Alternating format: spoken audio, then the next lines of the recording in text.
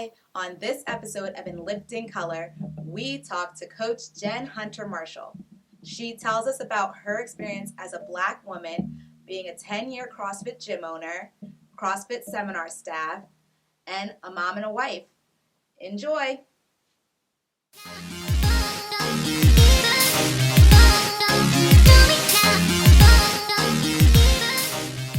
Hope, click us in again.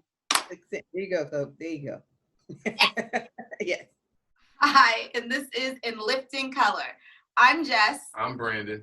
And we have a special guest with us today, and I will let her introduce herself, who I'm very excited to talk to.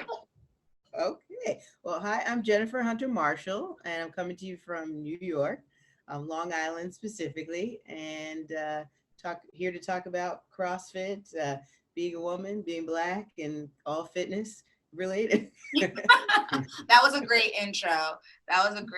Can you tell us how, so you said you're in a CrossFit gym, and have you been in CrossFit for a while? Can you tell us a little bit about how long you've been in it and what you do? Yeah.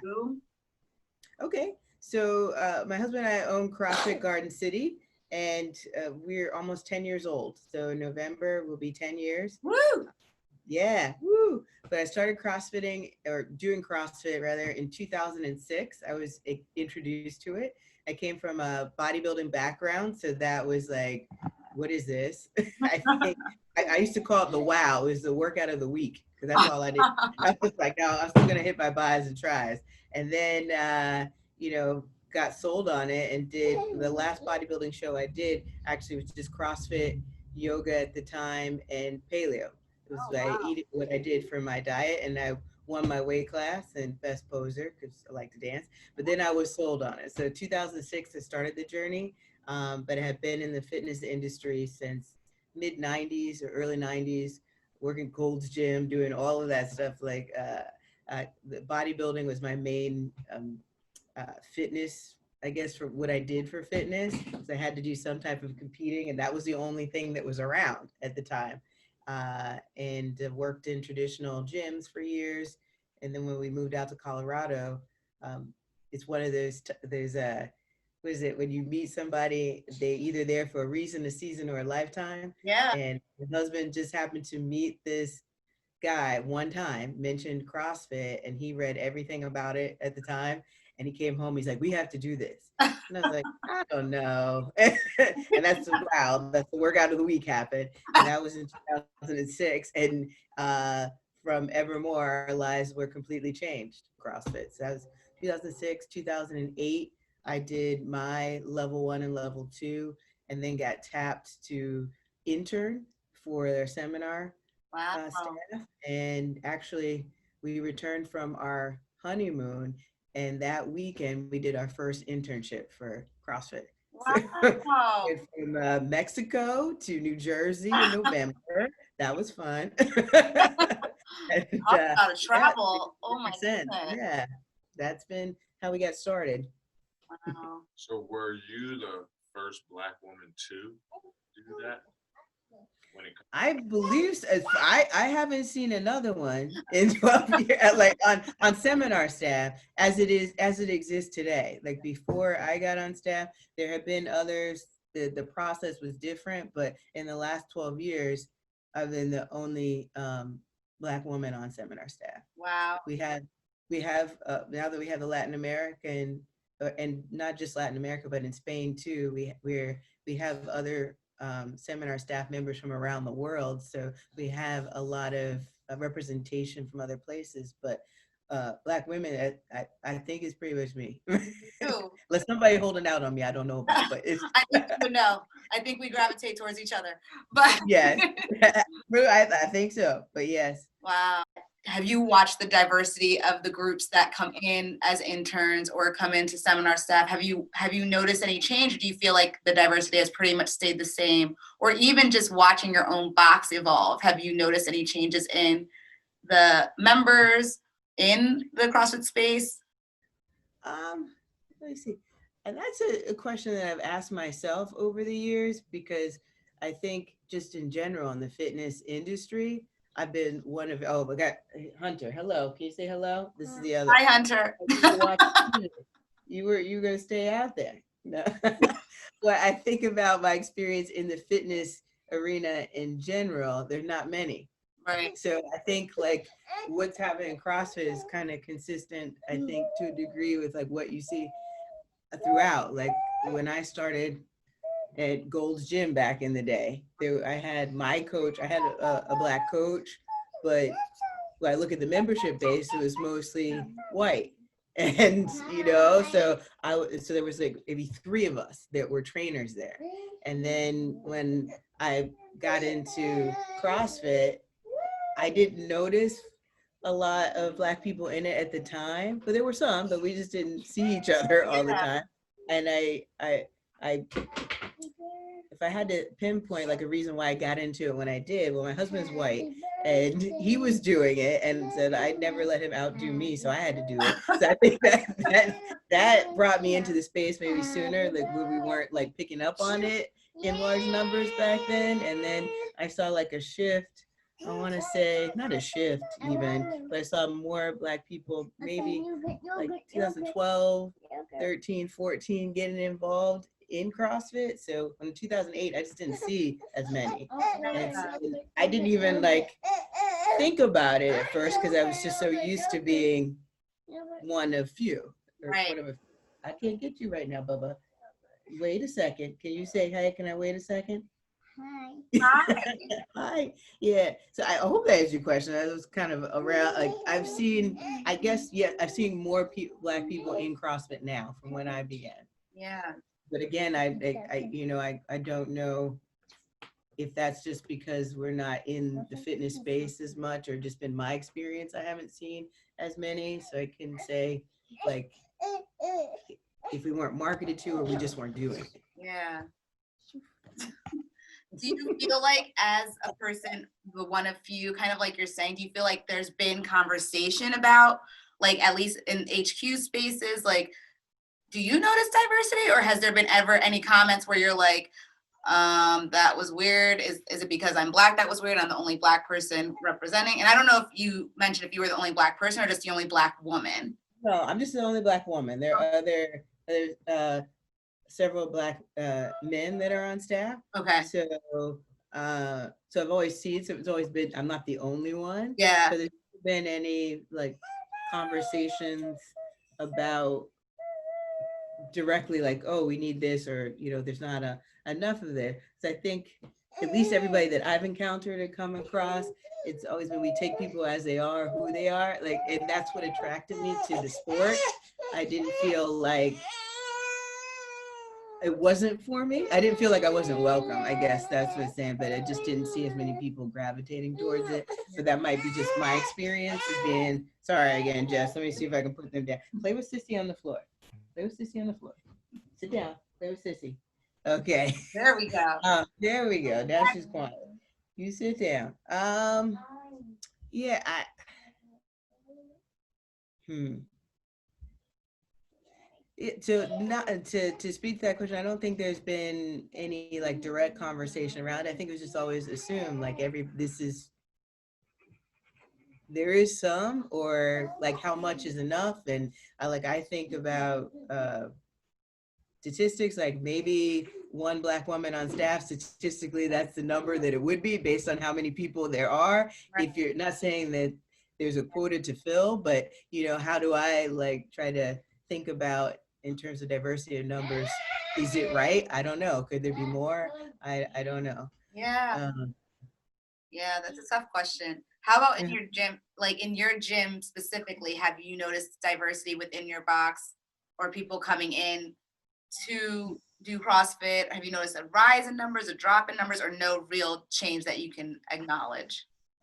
I think it's been about the same since we've opened. I think definitely having me be a presence there is more inviting to other people who might not have done it otherwise, past like an intro session, like, oh, this Black girl, she looks like me, right, or she's gonna get me, or just feeling more comfortable. So I think we've always had a pretty good a multicultural membership, and our members, because energy and that has been a huge part of how we opened our box. My husband and I are very clear on that inclusive energy. So you would just feel it. It's not something that we necessarily had to say, but anybody who came in was welcome through our space.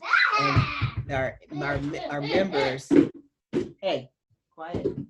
Our members were also reflecting that from us because they got that from us. And so that was reflected. And we never had any issues with anybody feeling like, hey, this isn't for me, or I felt weird around that coach at all, because I think we laid that foundation from the beginning. And we've just always had an influx of all different kinds of people. So I don't know what your response was, and I don't know if you gave any response or your if you even want to give a response. But when Greg Glassman said the things he said, how did that make you feel? Or not necessarily, well, the things he typed, I guess. Yeah. I guess he still said, but Well, a lot of stuff. Like and again, I work for HQ, but my interactions with, like, I guess if you think of HQ here, are very limited. Where I'm out here in New York, so I'm not around him, but my experience or interactions with him, that was not consistent with what I got. So that was kind of shocking to me, and inconsistent with what I had thought of him and the organization. So that was just heartbreaking for me on a personal level. Yeah. You know, because that's not how I viewed him or our relationship, because that's just what I had in terms of my exposure to him, if that makes sense. Yeah. So I hope that answers your question, Brandon, but we were just disappointed, like, by everything. Like, I think most people who've been around a long time, Right. and looking forward to seeing how the organization, the company can grow from this change. And I think for me, the challenge was to separate the behaviors and actions of a man who created something that I feel is very powerful and has been life-changing for me and the people that have come through our doors, and to be able to allow those two things to hold a separate space so they can both exist. Yeah. And that was the challenge for me, you know, so that I can continue to do my work. Like, I'm extremely proud of my work over the last 12 years of bringing health and fitness to the world and being a representative, if not officially, as a Black woman who's in the fitness industry, who, you know, hopefully promotes positive experiences to other Black women of like what is possible, because I feel like our we're underserved, or just not aware of what we can do. And I think like that representation matters. That, you know, you can still look cute from the neck up and still, you know, work out and get sweaty. Like, that's another thing. You know, at the back of the day, oh my goodness, I can't work out because I can't sweat up my hair. And I was like, but you know, you cute from the neck up, but what about the bottom down? We gotta get in the gym. So being a representative in that way, like, you can do both. And so I wasn't prepared to allow that to go. Like, I think we can still, you know, I still have work to be done and to still stand up for what is right. And I think we made statements early on, like, hey, we don't stand with that, but we are down with this. And everybody that I work with, you know, I was standing shoulder to shoulder with them, the seminar staff, which is over 200 strong around the world. And this is what we do. And I know they got my back if I ever needed it. And so that's why I'm still doing what I'm doing. And that's why we still have an affiliate. We rebranded, our name is Garden City Fitness, but we're still a CrossFit affiliate. Okay. So yeah, but how did you because that was my next question was the big affiliate shift, when there were a lot of people leaving dropping their affiliation, or what made you guys decide to keep the affiliation, or was that never even a debate in your head? Well, we feel, again, we wanted to see what was going to happen, like change wise, but we did not drop our affiliation because we see the importance of that, not just in this country, but just thinking about in other countries that rely on that. Like, if it goes away, how is that going to impact our training and development as well? And that is very important. Some people rely on the certifications. That's their only certification. Wow, yeah. Right? So if everything goes away, like where does that leave everyone? And so I think it was important for people to make statements and voices to be heard, so changes could be made, so that we could preserve or save that, which I think is the best training out there. I have to say that, having taken many different trainings throughout the years, and uh, I believe hands down that's the best thing that you can do. The level 1, the level 2, the level 3, and hopefully when we launch level 4, people will experience that as well. So that's one of our main reasons of staying involved in it, is again, separating what may be the man from what he created, which is extremely powerful. Let me ask this question. But for a gym that is like, for instance, so you have the best of both worlds. Your husband's white, you're black, so it makes it easier to attract both races, so on. But say there's, it's all white owned. What kind of ideas could you possibly give to an all white owned CrossFit gym to increase their diverse membership, increase the diversity of their membership? That takes a little work, and you got to want to do it, right? So if they're not coming in, I think if you create an inviting environment that is, perhaps you'll get some people come in, especially those that, like myself, military brat, grew up in white spaces. Maybe I might be more comfortable going in a place, but if you have someone who doesn't have that background and you go in and you're like, whoa, this is I don't feel comfortable here. I'm the only one. What can you do? And maybe some type of outreach. So I've thought about this, like our community where we are is predominantly white. So perhaps going to another community and starting out by building a relationship first. It's not like, oh, just come over here, but doing something somewhere else, like doing a free park workout, so people can get to know you, or doing it somewhere else if you truly want to have that diversity. It's not going to be like, okay, we take everybody, come on in. It doesn't work that easily. So you have to do work. And so looking around, what communities can you serve, and how can you create that outreach? And then maybe that will turn into people coming to the gym space. But I think sometimes you just have to meet people where they are. If they're not coming into your space, if you want them, go to where they are. And that's the best advice I can give to someone. How much weight do you think affiliate owners put into even having a diverse gym? You know, I don't know. I haven't had that question with a lot of affiliate owners, so I'm not sure how much they put into it. Like, giving that you get busy just with the day to day, and I think like what has recently happened could be an eye opening for a lot of gyms that maybe never thought about it, because you get busy into like, okay, I got to get this many members to maintain my bottom line, to do all this. You're not even really like looking at who's coming in. You're just like, anybody who's coming and paying, is everybody good? I'm good. And so I think with everything that's going on in this country, which on one hand is, it's, you know, sad a little bit to see the division, but then on the other hand, maybe it brings people who want to do the right thing, that kind of brings it to their attention, like, how do I do the right thing? Yeah. Right. So that's how I, at least from an affiliate owner myself, like I am doing some things now to create even more diversity within my gym, because I feel like, I was like, I'm here. And but that's not enough, you know, like doing some reaching out to groups that I've been involved with in the past, but just kind of establishing those relationships, like with Steve's Club and with Outwad, who I've done work with in the past. So been part of Steve's Club leadership camp every year. I've done 3 years in a row, and then we've supported Outwad, but now just having something more consistent outgoing, like, yeah, we've done it, but then how do we, you know, do something to really show like, hey, we're here, we're involved, we're engaged, and here's a place where you'll be welcome and we'll take care of you, and trying to find other ways. So it's taking a less passive approach, I guess it would be the best answer, and taking more action.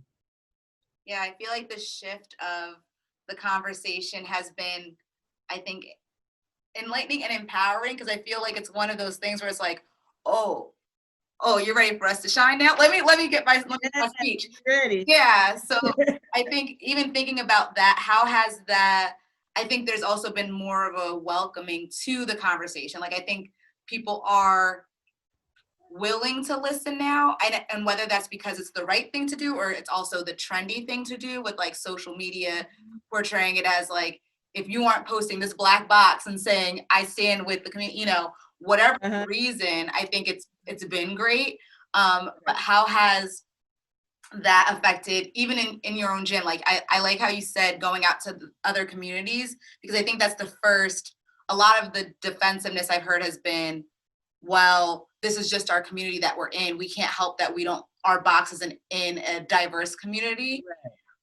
So that's a really great point to bring up. But like, even just in your setting, do you feel like there's been people that have come to you and said, well, what do we do? Or even from other CrossFit affiliates or other coaches, like feeling like you're the person we know. So how do we address this? I did that initially, like when everything kind of happened, but it was like a whirlwind, just like with everything, like, oh my goodness, my world is exploding. And people were DMing me. Yes. Like, we need you. Yeah. And I was like, whoa. Like, who are you? Right. What am I? I don't know. It's like you like the one black friend. Like, okay. Yeah. You got all the answers. I was like, no, I don't. I don't know. I'm trying to figure out for myself what I'm doing here. And I believe in my heart, Jess, it was all coming from a good place, that people had like this reaction, like, oh my gosh, I've always thought of myself as a nice person. I'm a good person. And now the light's being shined on. It's more than just being a nice or good person, or thinking that again, you can't be passive in this. Yeah. Passive in like making change, like in the country, whether it's in fitness or just social change. You just can't, like you said, it's more than putting up a black square. That's cool. I'm glad you're acknowledging, but then what else are you doing? Right. Yeah. Right. So I never had,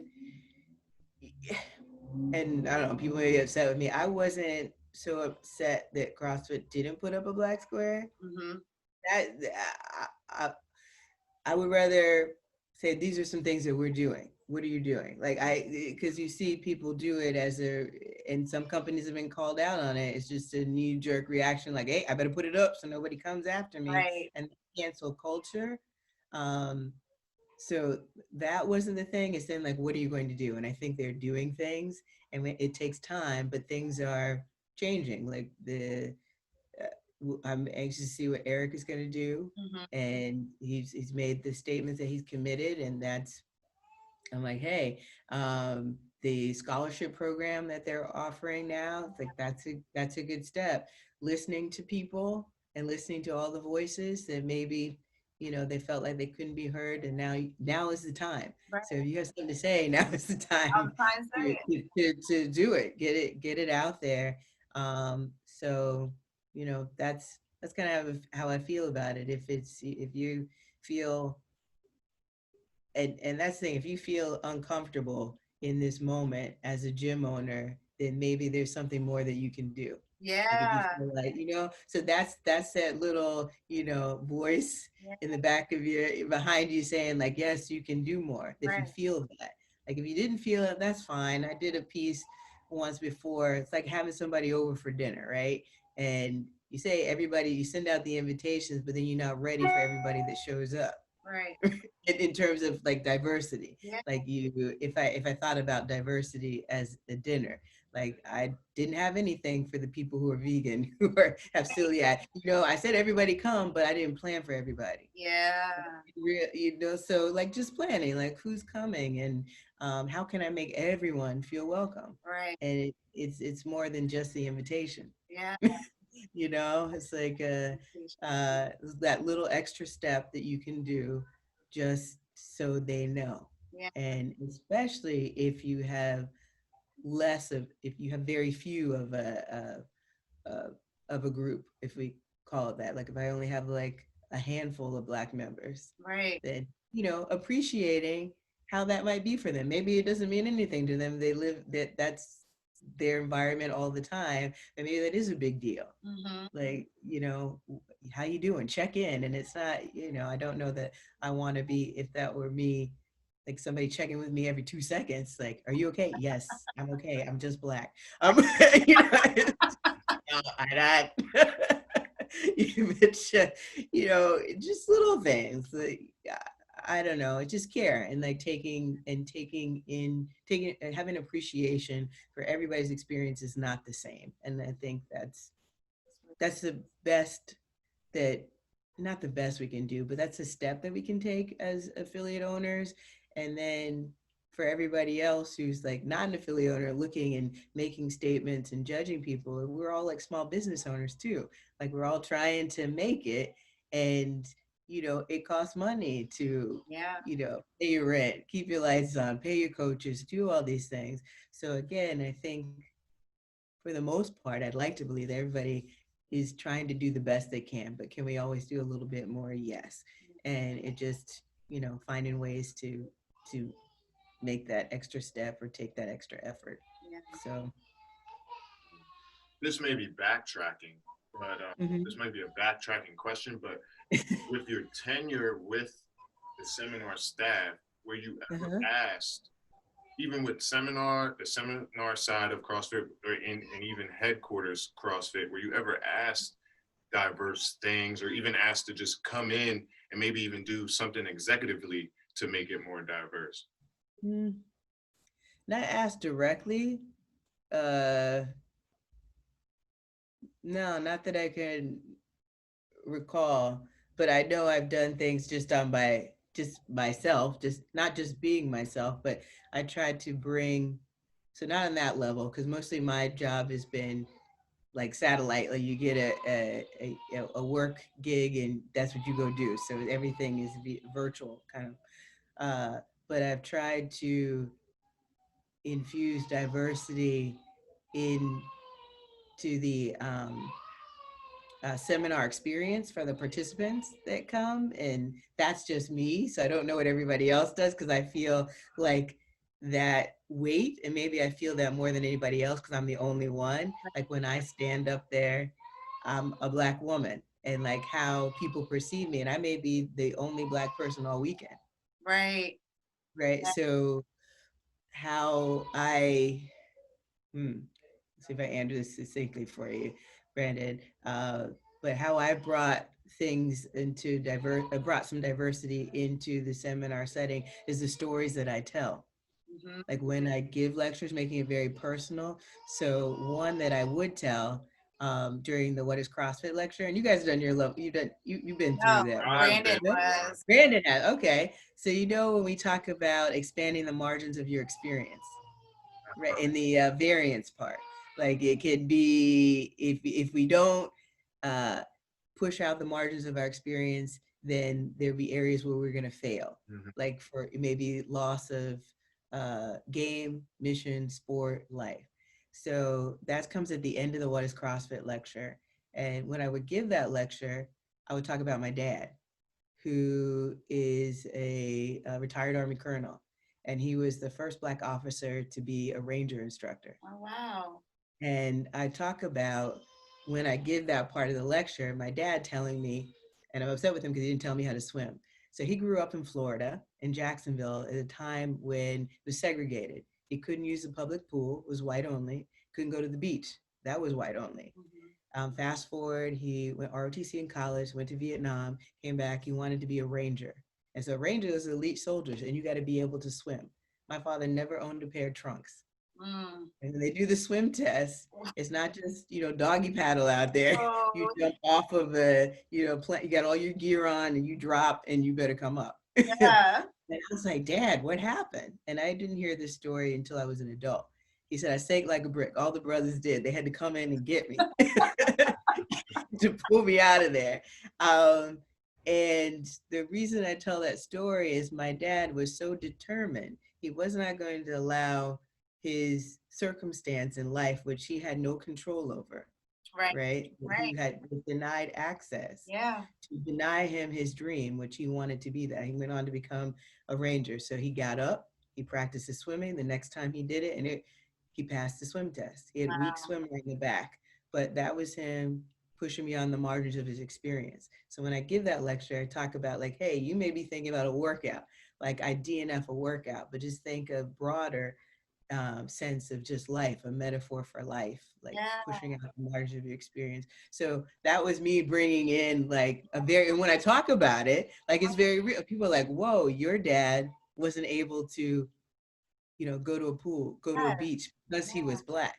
So I frame it in my lecture in a way. So for me, that was bringing some diversity that they may not ever have. It's just like, whoa, I met somebody this happened to. And I don't know what happens. Nobody ever commented or gave me feedback on participant wise, like that lecture move. A couple of people who were soldiers came up and they're like, wow, thank you for sharing that story.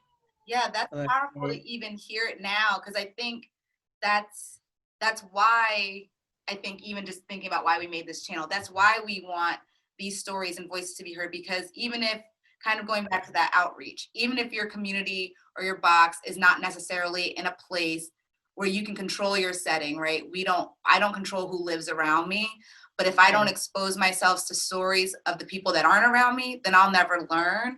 And that was kind of like you said, like, if you're not their L1 or the L2 seminar training staff member there, no other people may never hear the story like that. Right. Hear that we're one generation removed from segregation, you know, like thinking about how valuable and powerful that can be for even a Black person I'm from Connecticut, but even a Black person in Jersey, hearing that about another Black person in Florida getting trained by somebody that's a coach in a box in North Carolina, learning about that and being like, whoa, what? Like, you know, and like you said, we don't know where it goes, but where it goes, but they heard it. And then hopefully, like, yes, it's exercise, it's fitness, but it has a broader impact on your whole life and the person that you are becoming. So we see people in the beginning of their fitness journey. So hopefully exposure to that story, to me, maybe opens them up in a way that they wouldn't have been opened up before. And that's why I love doing what I do, meeting people. And, you know, but I've also gotten the other end, like people come up to me like, oh, you're so well-spoken. yeah. Michael, I was like, but you didn't say that to anybody else who was up here, just me. And and you know, people say like, well, maybe you are so well spoken. I say, well, so was everybody else. What were you expecting? Yeah. So it's like people don't recognize it when they say it sometimes, that is kind of a backhanded compliment. Sort of like you were expecting something else. Like this is the best up here. I was gonna do something else. Seminar staff just like everybody else. Like everybody else. And you know, you're just like, yeah. Thank you. And I want to kind of circle back because I want us to talk about how you talked about Eric Rose is now involved. Like, how do you see the potential for growth and diversity and inclusion of maybe even specifically staff in gyms? Because I think I'm curious on hope and hopeful, because I think Brandon was the only Black coach I ever had in CrossFit, and I've been at 4 gyms. 4 gyms, just because of closures. Because CrossFit, I commend you on a 10-year gym, because that is hard. Very hard. I've been part of 4 gyms in 7 years because of closures. Wow. But thinking about, I've seen very few Black coaches, and I don't think I've ever had one Black female coach that I think about. But I'm hopeful for the increase with the scholarship, getting more people at the front of the class, in addition to bringing members in the class, you know, you see the potential for that growth? I do. And I think that those of us that are already in the industry working, like promoting it more. So I don't know if it's a matter of not creating opportunities, or those of us out there not knowing that is an option. Yeah. You know, I'm not sure which one it is. I have to look into it a little bit more. Like, how do we, because I think there's a lack of like Black coaches just in anywhere, like as many as there are, and maybe they're going into other professions, I don't know. And then ownership as well. So talking about affiliate ownership. So especially in underserved areas, is it like, how do we do that? And in those, and what is CrossFit's role? Because it's always been inclusive. Like anybody who wants to open up affiliate, you have the funds, you can do it. So is that enough? And what is their obligation to that? And then what do we do as Black coaches to encourage others? Like I've spoken at career days. Here in New That's York. awesome. We have teachers, like, so the kids that they were a middle school group, the last one that I did, so they could see this is a possible career option. Right. Like they weren't even thinking about this. Like the kids that I spoke to, they're just thinking in terms of being a Black athlete, not a Black coach. Yeah. So they're like, oh, you own a gym? Like, what does that look like? And then I just showed them the video of me training Wyclef. They're like, who? Yeah, but anyway, I was like, yeah, I forgot. I like date myself, but Oh my God. I was like, you're still out there. Who that You're is? still killing it. Stop it. I was like, you guys, Fuji, stop it. So we had like a music lesson and we had a career, talking about possible career options for kids. So I think it's like it's two things that we can do. And I don't know if it's working with the media to highlight Black coaches so that wherever we are, that we see it. And I think that's the representation thing as well. Like I said, I started it because my husband, he's white, he found it, but had it been the other way around, or like had I not had that way in, I don't know if I would have made it. Does that made it in when I did, if that makes sense? I didn't see anybody who look like me. Sure. Yeah. For sure. So I think it's got to approach from two different sides there. And if we can manage that and then help to develop more Black coaches. I was talking to a young lady, she owns a CrossFit gym in Michigan. Okay. A Black female, she's one of the co-owners, and asking her, like, what do we need? She's like, we need, better Black coaches, like how to get them. We just need more. And talking to Steve's club as well, and they're saying they just don't have any Black coaches to work with the kids. Like the gyms that have. So yeah, we're very close. We live here, so we're very close to Steve's club, and it's accurate. Yeah. So I'm like, okay, so I'm here, and so I'm hoping to start mentoring a young lady. Yeah. We talk on Sunday, and just like seeing what I can do, because I didn't realize that was the situation. But and there's again an opportunity. So the kids that come through that, if they happen to have a coach that looks like them, not saying you can't be tutored and mentored by somebody who doesn't look like you, but I think that's powerful to have that.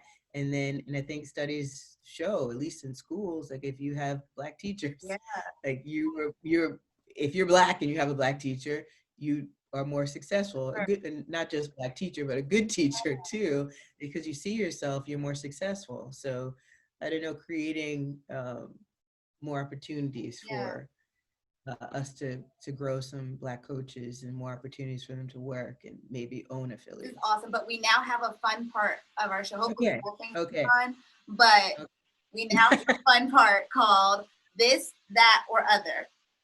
Okay. We'll ask you a set of questions that hopefully will not be too challenging. Okay. You can choose this or that, or another option that we did not include. Oh, those are my options. Okay, so you're going to ask me something. I say this, that, or other. Two choices, kind of like a would you rather. Okay. With options. So the first one is living single, girlfriends, or other. Because I like them both for different reasons. Let me see. Yeah, me too. I think I have to go with living single.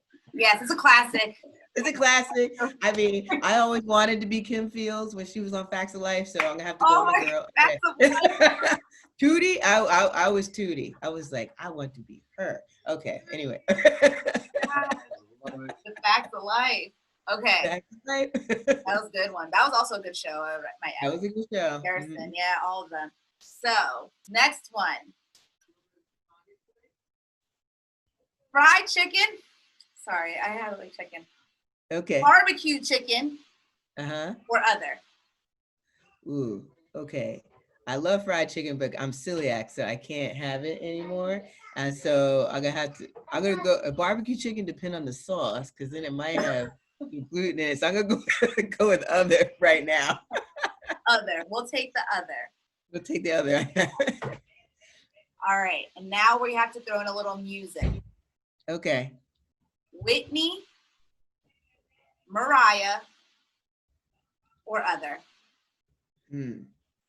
Tough. I like them both. But I will say Whitney makes me feel something special. But Mariah can do the vocal gymnastics. Not saying she's not good. She's amazing.